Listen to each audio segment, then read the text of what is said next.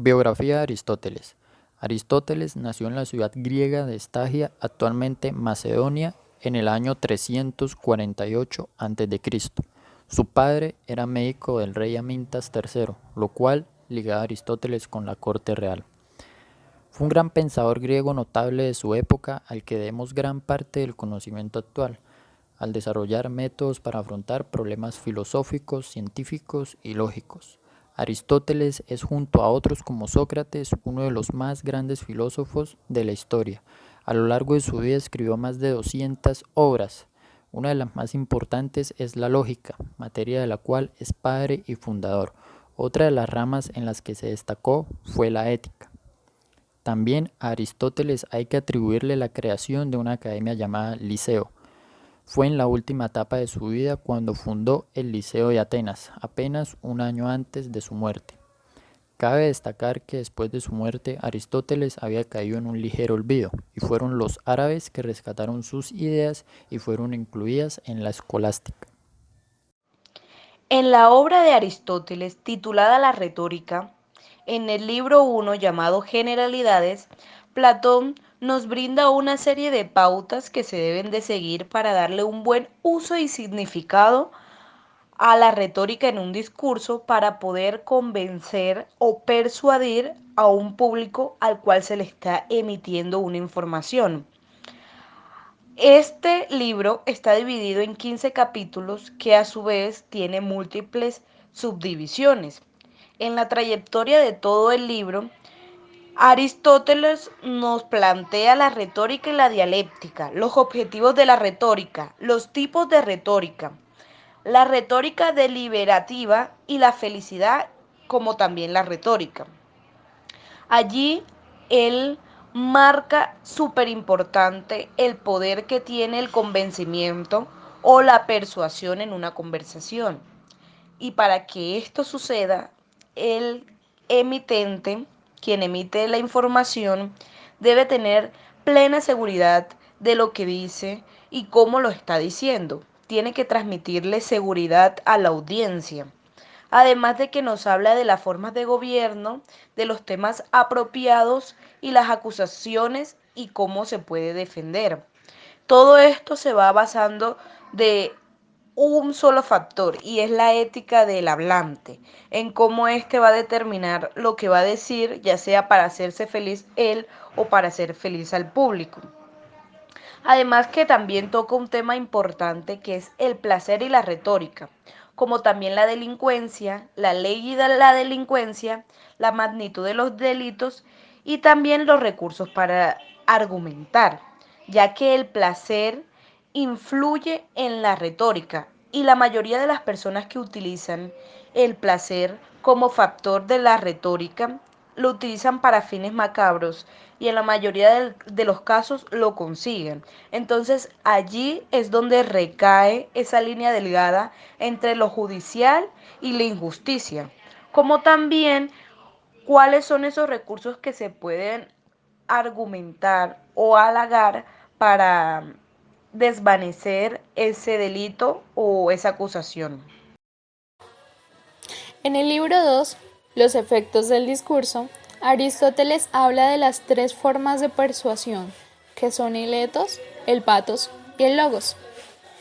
Cuando hablamos del etos, nos referimos a los argumentos que dan credibilidad al emisor y que son de orden moral. Aquí intervienen unos elementos que son los conocimientos que se tengan sobre el tema en cuestión, las referencias que se le hagan a una autoridad y la actitud o el carisma con el que se emite el discurso. Cuando hablamos de patos, es el argumento que apela a los sentimientos y las emociones de las personas. También puede significar sufrimiento, experiencia y en el arte hace referencia a la emoción que provoca en el público el contemplar una obra de arte. Allí intervienen elementos como la vulnerabilidad, las historias reales y el uso de metáforas o analogías, esto con el fin de influir en la audiencia. Cuando hablamos de logos, que significa palabra, discurso, razón, son los argumentos lógicos, es decir, que utilizan la inteligencia y la razón humana. Esos argumentos pueden ser deductivos e inductivos. Intervienen allí elementos como las estadísticas o gráficos, las investigaciones, estudios o experimentos y el uso de ejemplos para probar los hechos y dar mayor credibilidad a los argumentos. Aristóteles señala en su libro La retórica de Aristóteles la importancia de elementos tales como la voz, en las que se desprenden tres características a tener en cuenta, como el volumen, la modulación y el ritmo. En este mismo encontramos la puesta en escena que el orador debe tener, pues en este se considera que la expresión dentro de un discurso es tan importante como el saber expresarse bien. Para Aristóteles, la manera perfecta para dar un discurso no es a través de un texto preparado ni artificial, sino más bien desde una prosa natural. Para esto es vital reemplazar las palabras complejas por las palabras de uso corriente, es decir, que el hablante da a conocer su pensamiento a través de la palabra. En el discurso se utilizan recursos como la metáfora que ayudan a embellecerlo.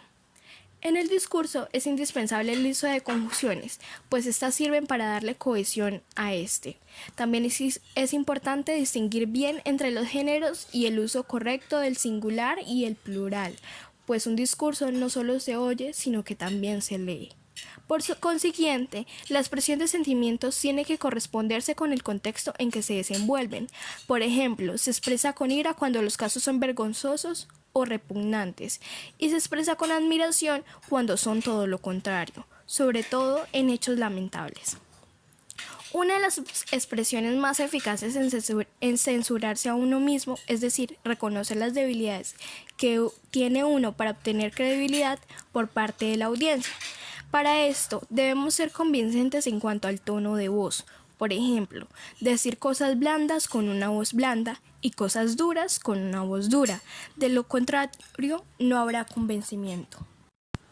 Queda más que claro que la retórica es el arte de persuadir y convencer al oponente a través de argumentos sólidos.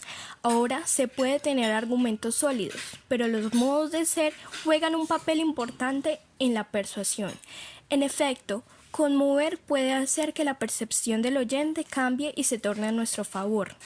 La estructura del discurso también es importantísima, pues sería ridículo empezar por el epílogo y terminar con la argumentación. Todo debe tener su orden y con la retórica no hay excepción. Hay que destacar la definición que ofrece Aristóteles de la retórica. Él afirmaba que la retórica es la facultad de considerar en cada caso lo que cabe para persuadir sobre cualquier cosa dada. Se centra en el estudio de los medios hábiles para conseguir la persuasión al margen de los contenidos. Aristóteles reconoce su utilidad e importancia en el diálogo, porque debe existir el convencimiento a través de la palabra.